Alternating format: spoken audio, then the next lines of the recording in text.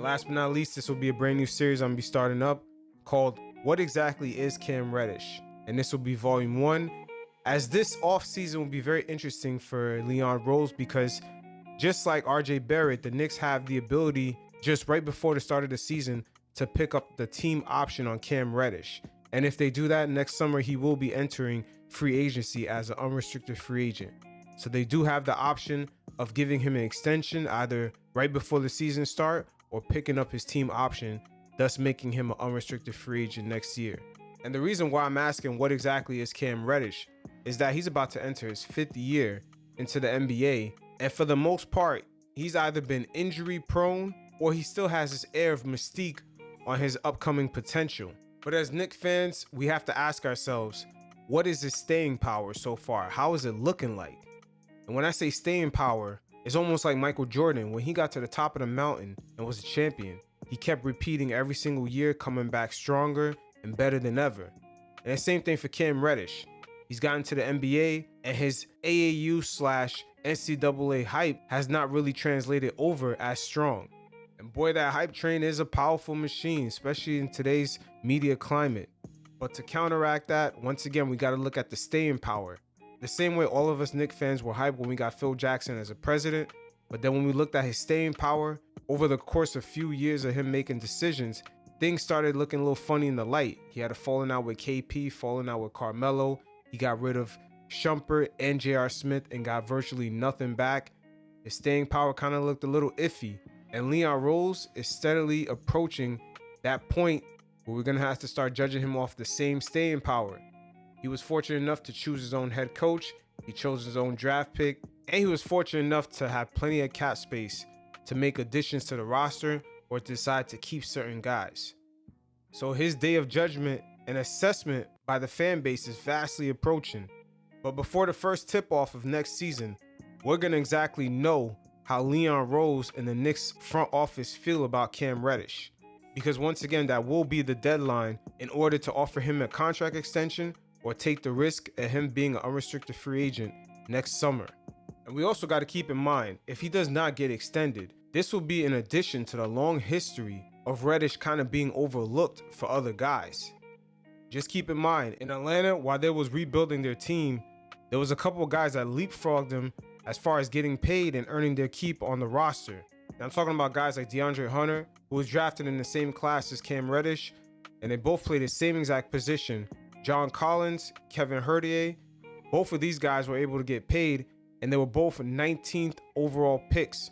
Once again, Kevin Herdier was able to earn a contract extension, and John Collins, and they were both 19th picks in their respective draft classes.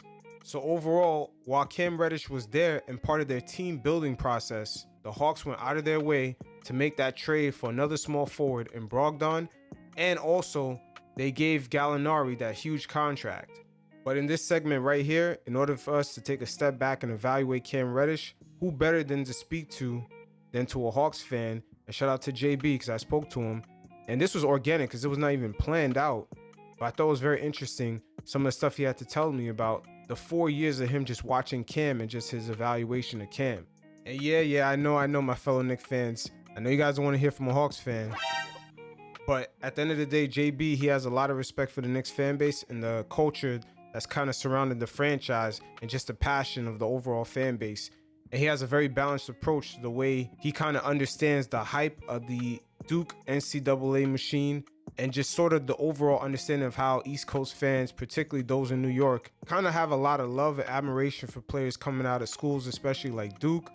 I mean, the way Duke gets a lot of love from the East Coast, you would swear to God that school's either in upstate New York or it's in Connecticut. They kind of get that Syracuse love. But in our convo, JB gave a great perspective from understanding this hype machine behind Cam Reddish, wanting to see him do good, but he also had the experience of understanding and watching him throughout the 4 years, even through the injuries, and he was able to give certain perspectives of some of the dynamics that was going on with the Hawks while Reddish was there. And he gave great insight to why eventually Cam Reddish was passed up by at least 5 different players who solidified themselves in the Hawks roster. That should caught everyone by surprise. And I think him getting paid by the Hawks is the reason why I think Cam Reddish, wanted out. because there was no more money left. Where they gonna get the money from? Yeah, I mean, Cam always stayed hurt, so it was whatever. And to be honest, I think DeAndre Hunter is the same thing as Cam, just better in my opinion. So I wasn't really hurt by the trade, but I feel like they should have tried for Obi Toppin or something at least. I feel like Atlanta kind of lost the trade with what we got back, but I didn't really care about getting rid of Cam Reddish. But Atlanta didn't. I don't know about Atlanta paying Kevin Huerter though. I'm not big on Kevin Huerter being a starter or anything like that. I just feel like if you're playing against the Hawks and Kevin Huerter's guarding you, you automatically just go into attack mode, right? Mm-hmm. Like. But let me ask you a question, because I'm a Knicks fan, so I pretty much know Knox. He probably would thrive with what's his name, Trey Young, because Trey? You guys play much faster. But other than that, my question is about Cam Reddish, because a lot of the Knicks fans, some of them, they're stuck on his promotion in college and AAU.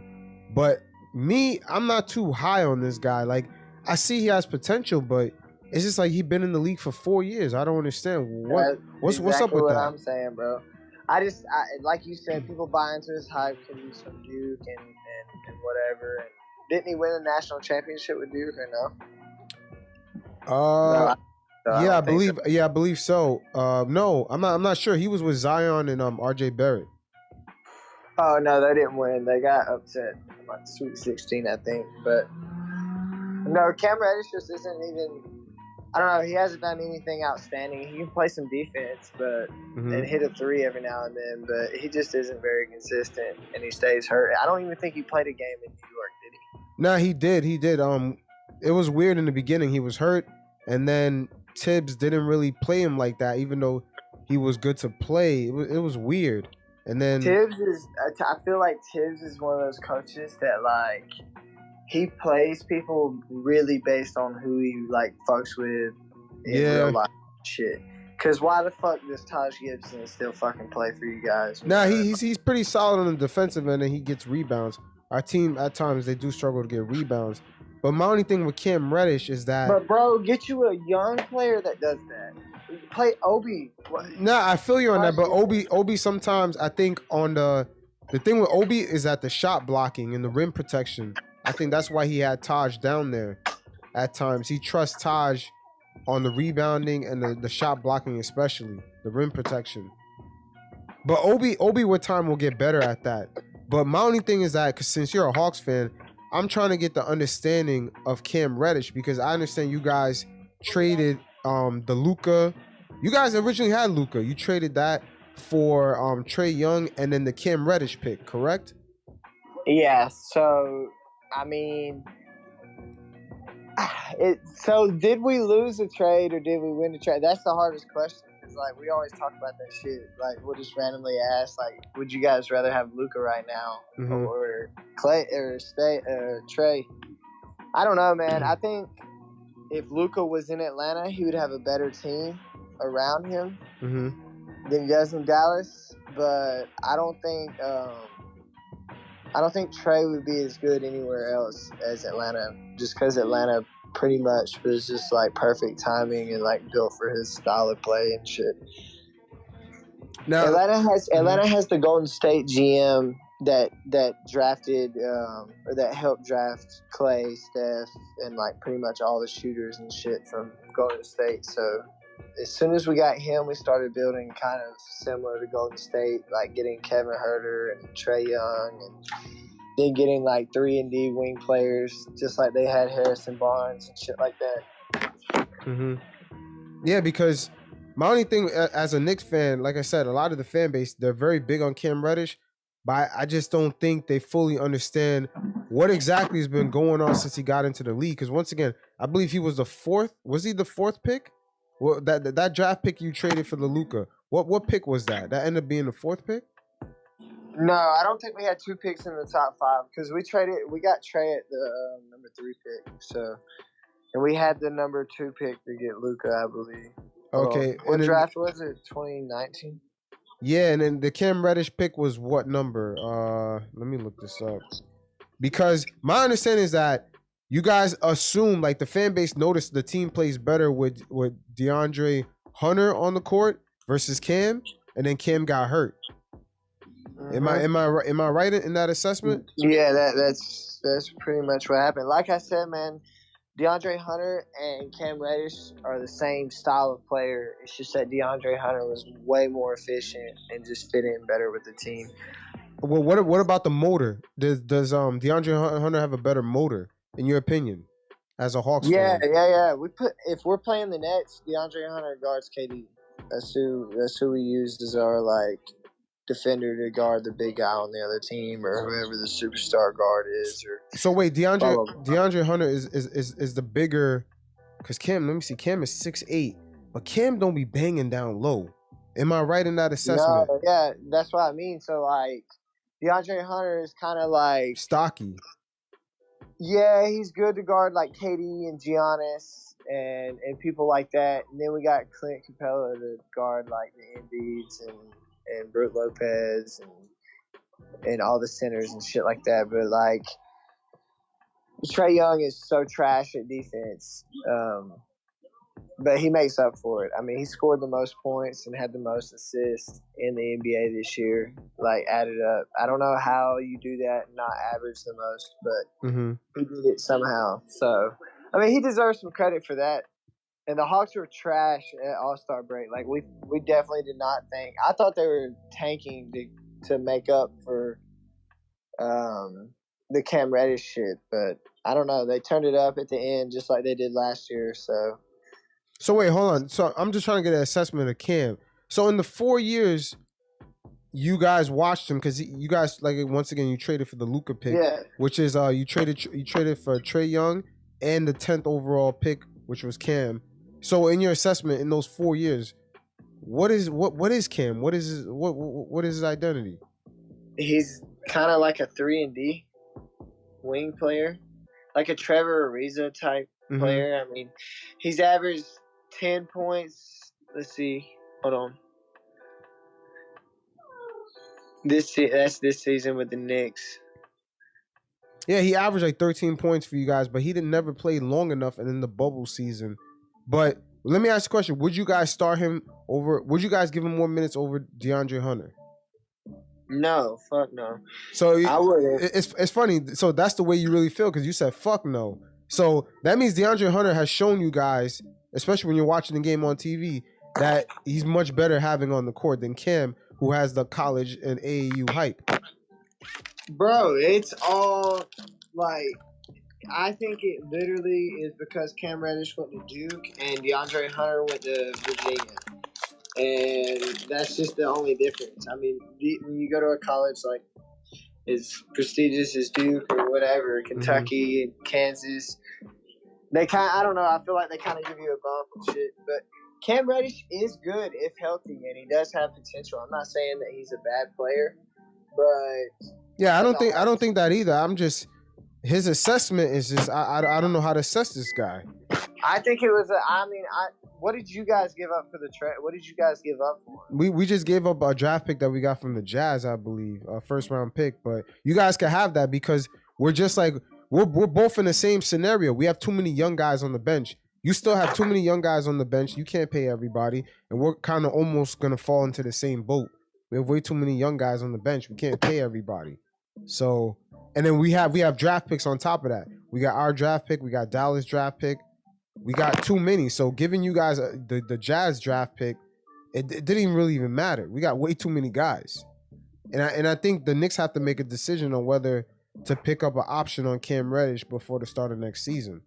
But let me ask you a question. Well, hold on, let me ask you a quick question. So let's say if the Knicks somehow was offering you guys Cam for DeAndre Hunter, you would say fuck no. Yeah, I would say no. What about Herdier? I would still say no. Yeah, man. I'm telling you, man, a lot of the Knicks fan base, I don't know if they just haven't paid attention to Cam while he's been in the league, but I just don't see, you know, what's all the hype about this guy. Everything is potential. I know you're a Knicks fan, but to be honest with you, New York is a place where most people just their careers go to die. Like, most people don't see it past the Knicks. You know what I mean? Nah, they do, but it's like, that's not necessarily the case, but the team sometimes, the position that they've been in the past with a lot of mismanagement, they tend to only get guys when they're, at the end of their career. That's due to management. They don't have proper management. But at the end of the day, with guys like Cam, I feel like, it's just a lot of hype behind this guy. And I even got sometimes on my live spaces, I got guys saying that Cam is better than RJ. And I just be confused about that. I'm just like, yo, what kind of hype did this guy have in AAU? That people are saying, how could people even think this shit? I mean, this guy's been in the league for 4 fucking years. And everything is like, yo, he has the potential of being good. But it's like, yo, it's been 4 years, man. Next year is about to be his 5th year in the league. Like, how long are they going to keep saying that shit? Atlanta never made the playoffs when he was playing either. We were trash during those 4 years that he was getting minutes. Yeah. But, him and DeAndre Hunter, they're the same height. DeAndre Hunter is 10 pounds heavier. But, a knock on Cam on his scouting report is that he don't rebound. Yeah, DeAndre Hunter rebounds. Yeah. Sometimes I be watching DeAndre Hunter. He bangs with the power forwards.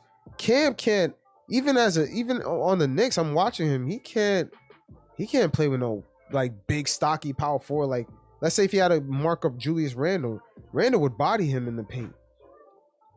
Yeah. Well, I will say this to wrap up the Cam Reddish talk. Mm-hmm. I can't predict what kind of player Cam Reddish will end up being, but I will say that I think he won the trade just because, like you said, you have so many picks, so this pick doesn't really matter. And because Utah has a good record anyway, so it wasn't going to be like a high pick anyway. So, but I think it was like worth the try is pretty much what I'm trying to say. I think it's, New York, it was worth a try. If he does fit in, mm-hmm. he'd be a good like 3-and-D guy for you guys. Because who's starting at small forward right now? Nah, yeah, you're right. Exactly. We don't really have a starting small forward like that. But off the bench, he would be all right. I mean, sometimes we make RJ start at small forward because we got Evan Fournier at the 2. But until we get our point guard situated out, that point guard situation figured out, it's really murky. But other than that, I would say, what's your opinion of Kevin Knox ever since he went to you guys? Do you guys actually use him or what? I think we started using him towards the end. We didn't use him when we initially got him, but we started to slowly mix him in. And Trey Young likes to throw him lobs. He likes the pace that we play at. Kind of like you said, how Obi Toppin would fit in.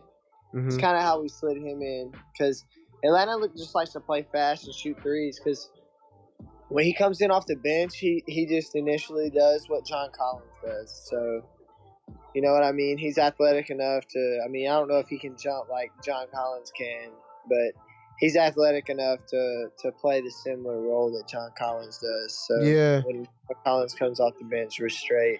That's what I like about Atlanta is how deep we are. Like, because the Knicks are the same exact way.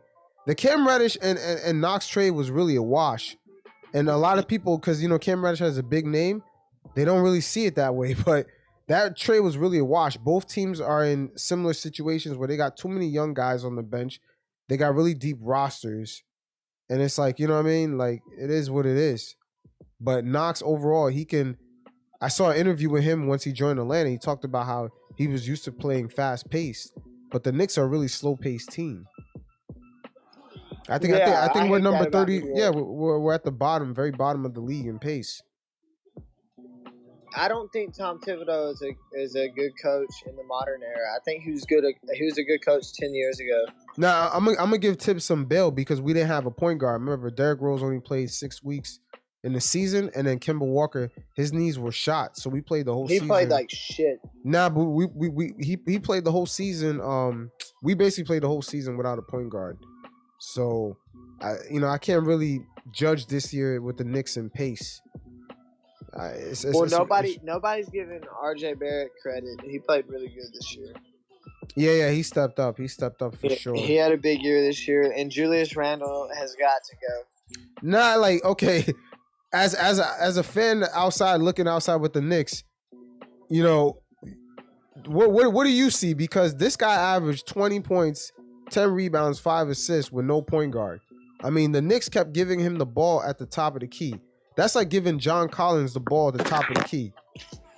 You guys, when you have John Collins, you're giving him the ball in the paint. We don't have someone that's feeding Randle as he's going in stride in the paint. We got Randle handling the rock at the top of the key like he's Stephen Curry. That shit makes no sense. I feel that, but last year when he played my Hawks in the playoffs, I remember him hitting that mid-range, like, post-fade all the fucking time. And this year, every time I watch you guys, because I put money on Randle a few times this year, and I realized after 3 games to never put money on his scoring this year because he has just been playing like, I don't know, he still plays aggressive, and he's always going to play defense, but on the offensive end, he just didn't fill the shoes that I feel like New York thought he was going to. Because last year in the playoffs, he played really good, even though you lost to the Hawks, but... That's a good point. But, this year was a little bit of struggle. There was a lot of, I don't know if the antics with some of the fan base, the Knicks fan base, they've been trolling Randle online, especially with him and his family members. I don't know if that's been getting to him. That is a lot to deal with. But, other than that, it's been a rough season. I think, personally, he shouldn't have reacted emotionally with some of the fans. But it is what it is. But at the end of the day, I don't know, just... The assessment of Randle is like, people think he has a super max contract and he really doesn't. The Knicks got a 20-10 guy for pretty cheap. He's like almost the 50th highest paid player in the league. Yeah, see, when you say that makes it sound not as bad either. See, you guys are like pretty much just an experiment right now. But like, so you're not in a win, like exactly win now scenario. You guys should have made the playoffs, though. I will say that, or you should have at least made the play in. Yeah, but the thing is, we had injuries for most of the year, though. Yeah, but you had Fournier and Mitchell all year, right? Or am I wrong? What, Mitchell Robinson? Fournier is underrated, bro. Yeah, he's had a pretty decent season, but once again, when you don't have a point guard controlling the game and getting guys the ball in stride, it makes it real hard. Sometimes the Knicks have Evan doing too much. You know what I'm saying? That's not really his role. Derrick Rose being out sucked. And, the Kemba Walker gamble didn't work out for us at all. It was a gamble. It didn't work out, and it was obvious within the first month and a half. This shit wasn't gonna work. Why do you guys do that? Like you said, no, but it was a gamble, but it didn't really cost that much. You know what I'm saying? Like, it didn't really cost that much. It was like $6 million a year. It didn't really cost that much to take that gamble on Walker. I mean, his contract is really favorable coming into next year. There's going to be a lot of teams that are probably going to want to trade for him to get him off the books. Yeah. He's on an expiring contract, so it's not that bad, but it really affected the current season that they were in because they didn't expect Derrick Rose to go down.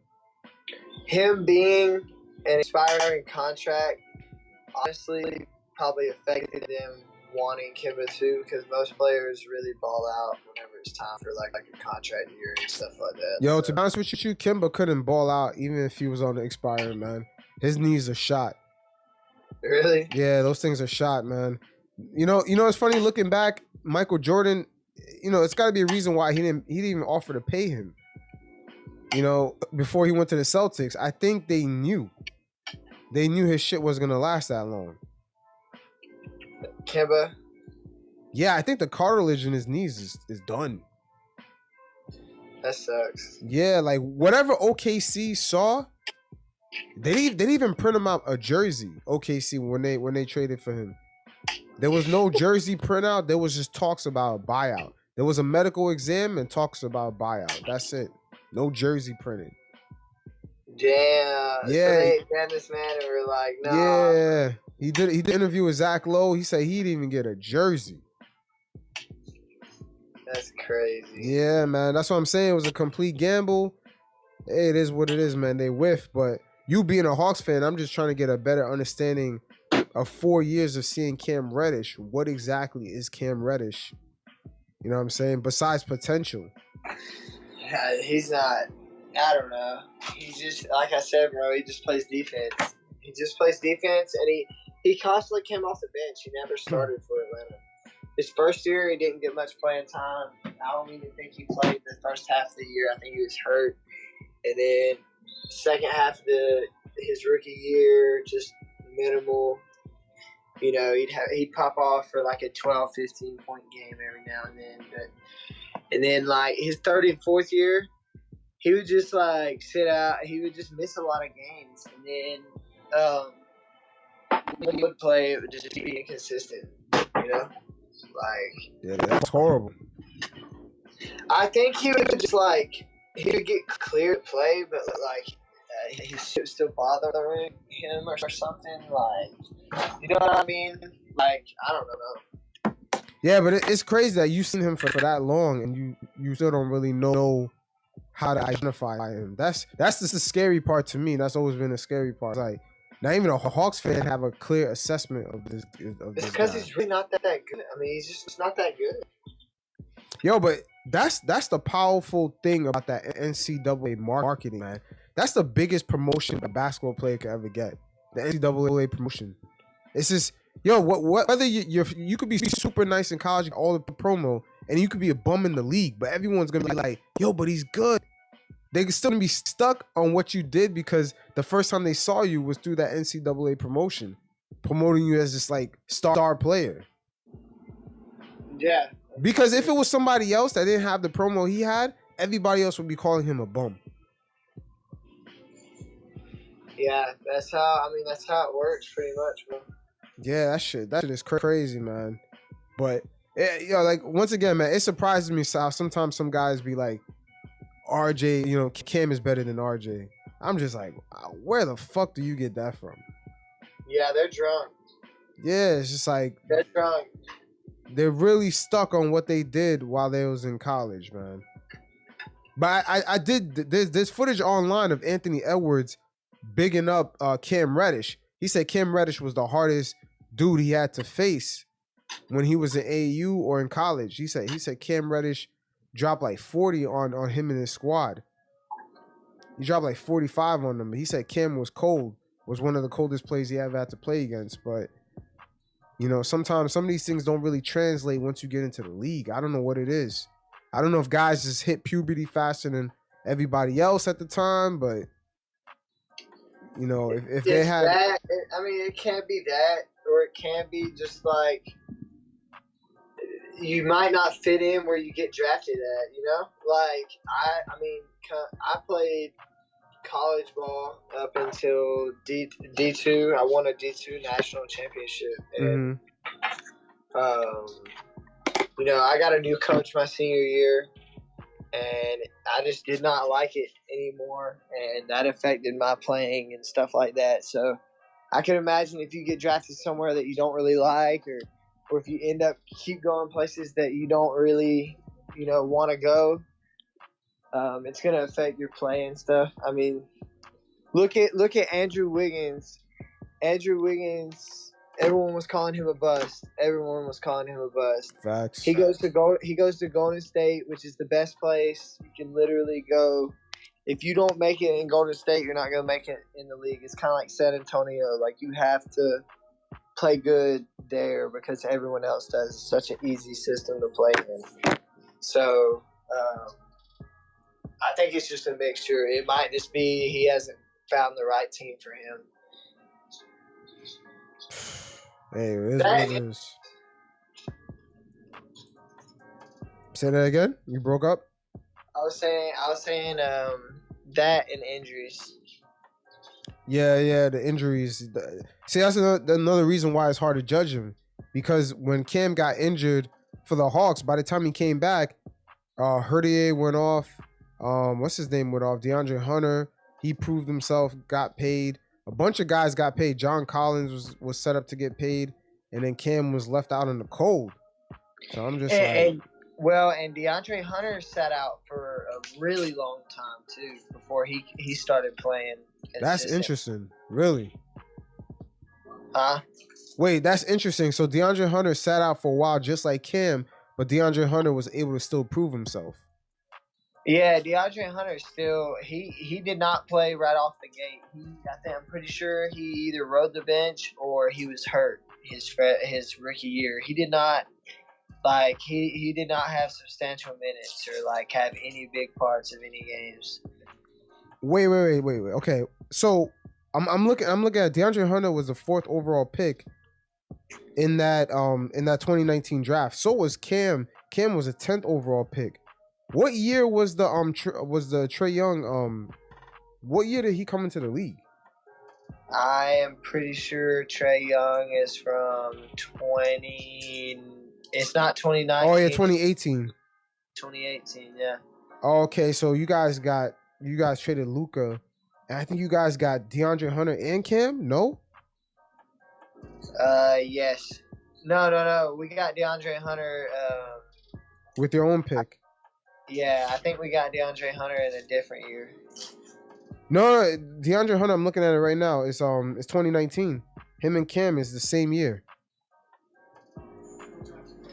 Then for Trey Young, we just traded. I'm pretty sure we just traded Trey Young for Luka because Dallas had to get to us to reach up to Luka because Dallas had like the 5th pick, and Dallas couldn't get Luka at the 5th pick, and they really wanted Luka. So they came to Atlanta and was like, yo, give us your I think it was our 3rd or 2nd pick, and we'll give you the 5th pick since you guys love Trey Young so much. Okay, wait, hold on. I got it right here. You guys traded Luka for Trey Young, and you traded the Dallas gave you back Trey Young. They gave you Tim Hardaway. No, yeah, they probably gave you some pieces, but they also gave you the 10th pick and Cam Reddish. But you guys got DeAndre Hunter from the Lakers. I forgot how the fuck the Lakers got the 4th overall pick in 2019 after having LeBron. But it says the Lakers, the Hawks got the Lakers pick in a trade from New Orleans. That's crazy. The Lakers did what? The Lakers. Okay, so you remember the Anthony Davis trade, right? So yes. So you guys basically traded a pick.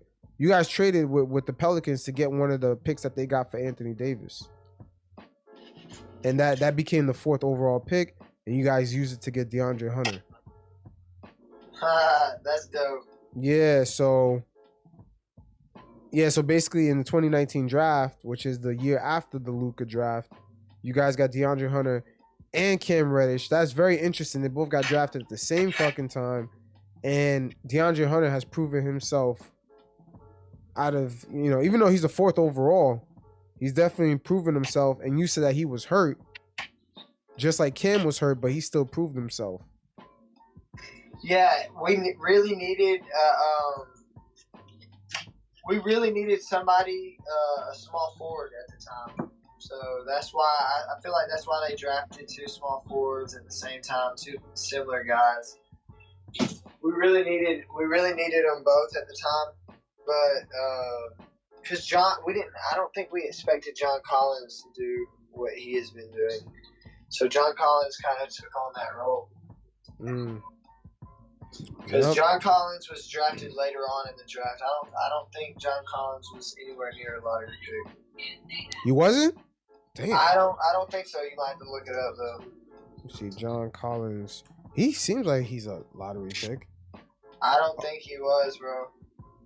Oh yeah, you're right. 2017 draft pick, 1st round, 19 pick.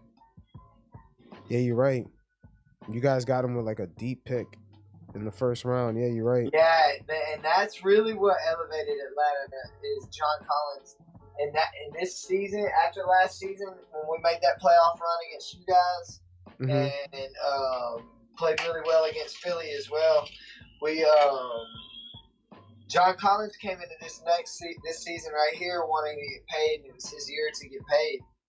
And Atlanta had to decide whether or not to pay him or not, and we did. And I'm pretty sure you guys were like thinking about picking him up if he did. Yeah, you're right. There was rumors about the Knicks trying to get John Collins. You're right. They were thinking about it. Yeah.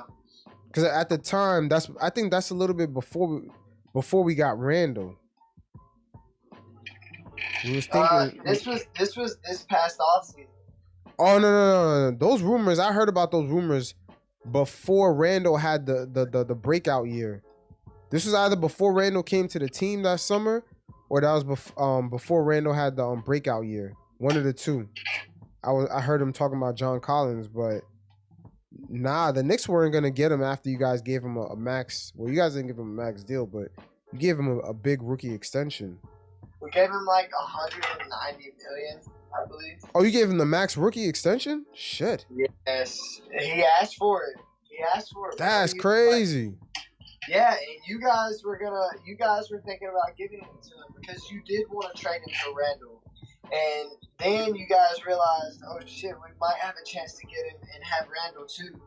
So I think that's what you guys were doing. Nah. I don't think it was that. Nah, because it would have been too much money in our books. I'm telling you, the Knicks were thinking about John Collins either in 2017 before getting Randall, or after Randall had his first season and it was a struggle because we had a 2-year deal with Randall and the third year was a team option.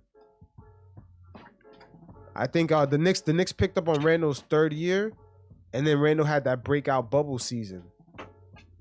And then the John Collins thing was no longer a thing. After Randall had that breakout year, John Collins, that rumor was deaded. Because the Knicks already had Mitchell Robinson at center. And John Collins is a center. I think your mic is muted.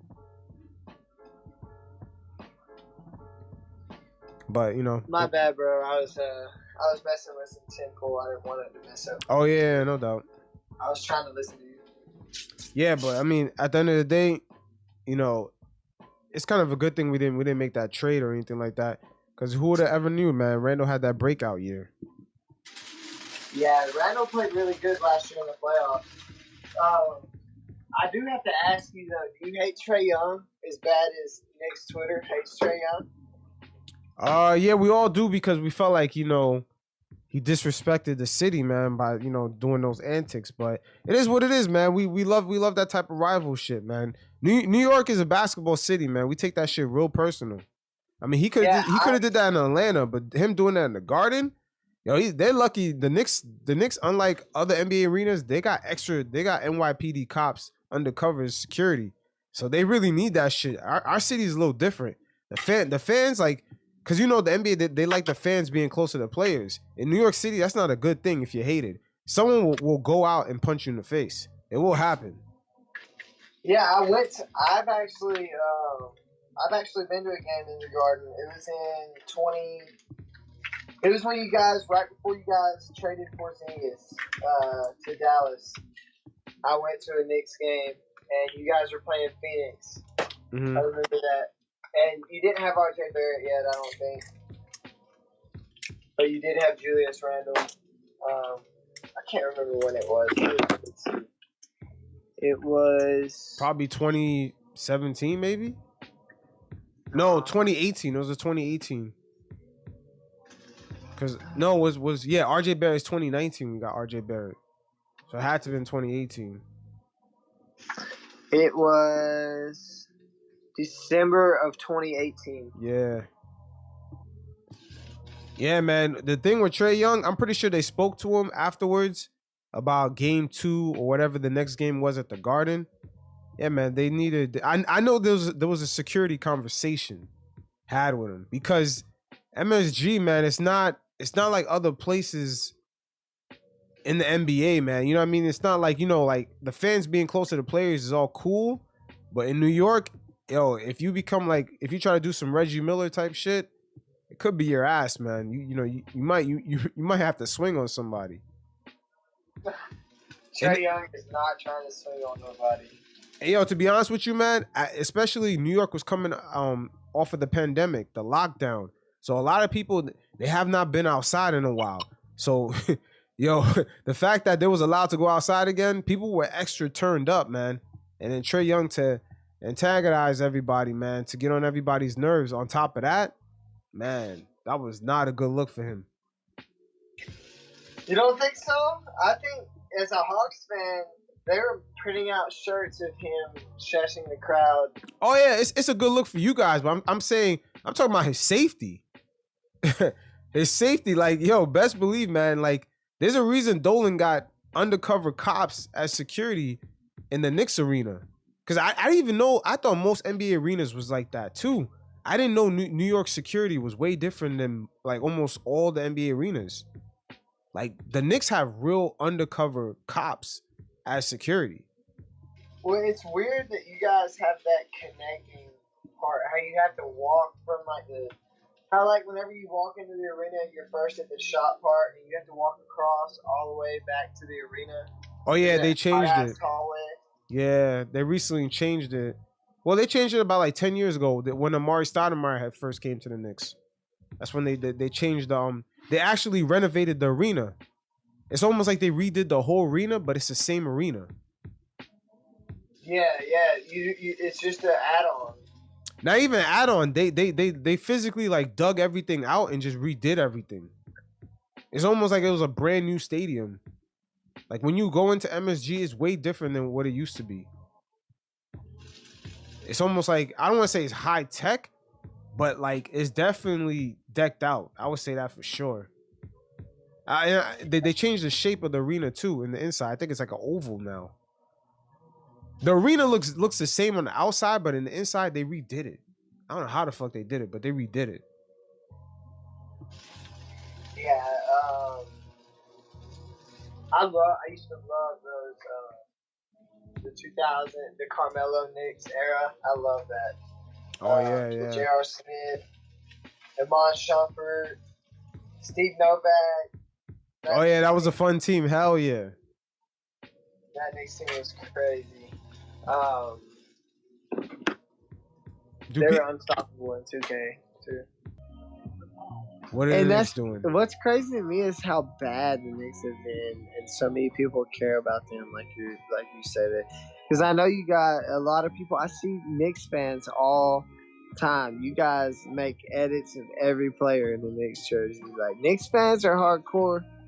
I mean, it's just impressive to me because of how mediocre the team has been since Patrick Ewing in those days. I mean, you guys had a small run with Melo. Those teams were fun, like you said, but you haven't had a team that feels like a championship caliber team. Like, those Melo teams were fun, like you said, but at no point did you really feel confident in you guys winning a championship during those years. But you know what it is? New York appreciates good basketball.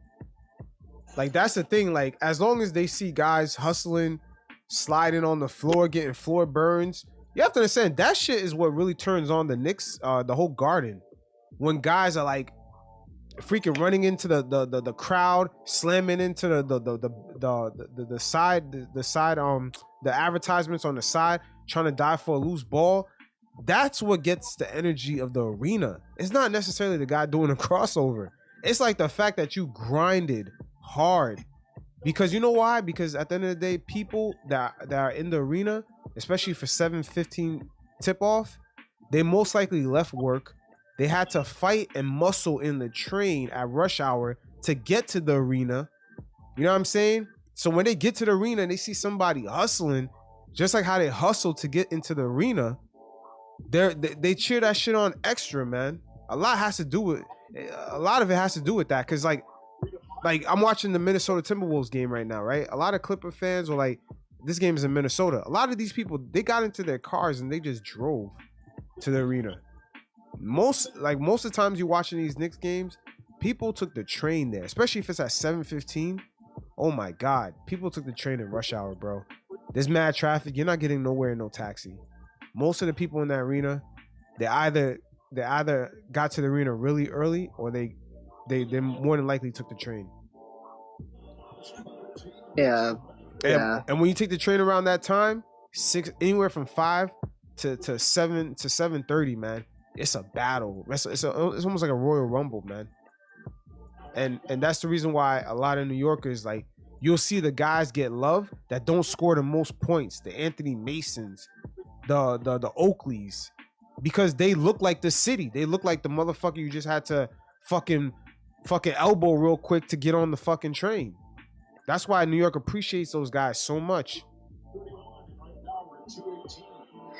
So there's no organized way of getting on the train. It's kind of like just first come, first serve. Yeah, yo, you gotta push, you gotta push your way in, man. Sometimes with that shit, I'll be honest with you, man. Like, sometimes you already know, man. It's a battle royal, man, to get in that train. During rush hour, it's like everyone's trying to go home at the same time. That's the reason why you see the former Knicks teams that resemble the city, the Grinders. That's the reason why they're so popular, man. The John Starks, the underdogs, the guys that grinded, to at least climb up the mountain. Maybe they didn't get to the mountaintop, but you saw them fighting to get their space in the mountain. That's the reason why the city resonates so hard with those teams. Yeah, I've always liked. It's almost I've like never had a problem with the Knicks. Yeah, it's almost Dude, like D Wade. It's almost like D Wade. You remember when D Wade started dressing up like a Miami guy? Yeah. Yeah, so Miami started like fucking with him because he looked like their city. D Wade had the flip flops. That's New York. New York is the same exact way. Once you start being like a hustle and grind player, they fuck with you.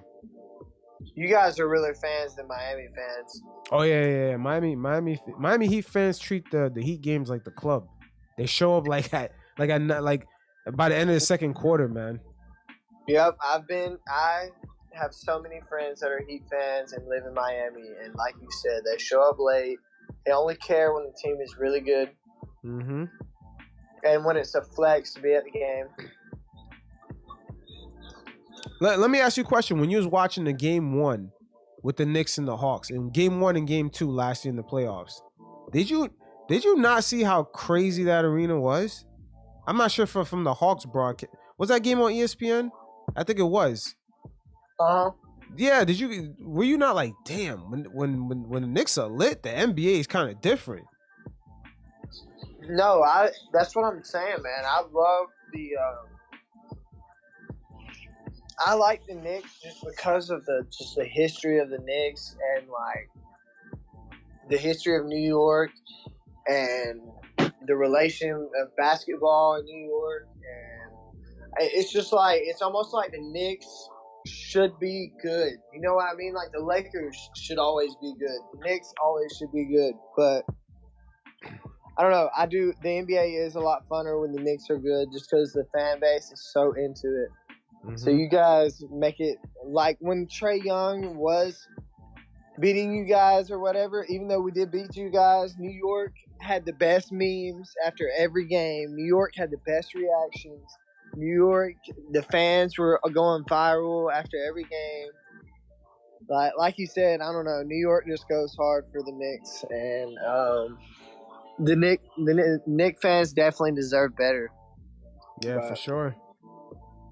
We'll see, man. See, I will say Atlanta does not. Atlanta games are, if you don't go watch them play a star player, then nothing happens. And if you go watch them play, say you go watch them play the Lakers, all you're going to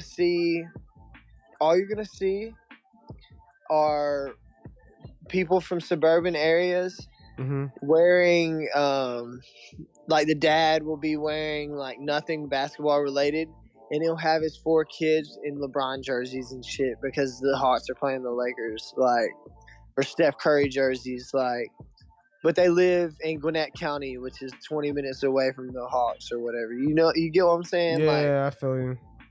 That's how a lot of the Hawks fans are, but when the Hawks are playing really good, everyone claims to be a Hawks fan. But a lot of people I know that are into the NBA in Atlanta,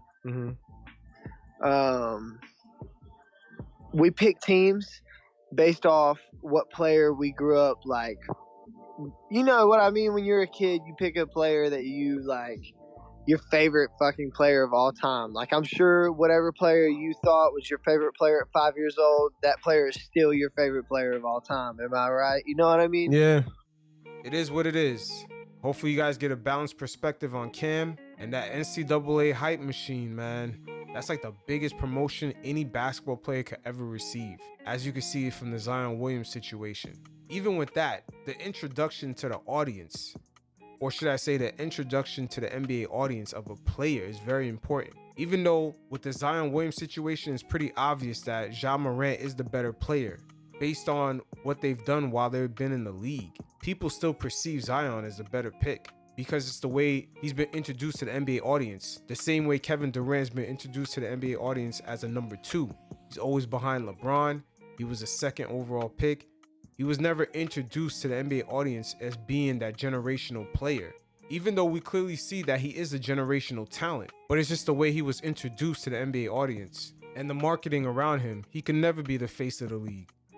But going back to Cam, it's going to be a surgical summer for real, because we're about to see how Leon Rose and the Knicks front office really feel about Cam before the start of next season. Tick, tick, tick. How much time he got, that man is. It is what it is.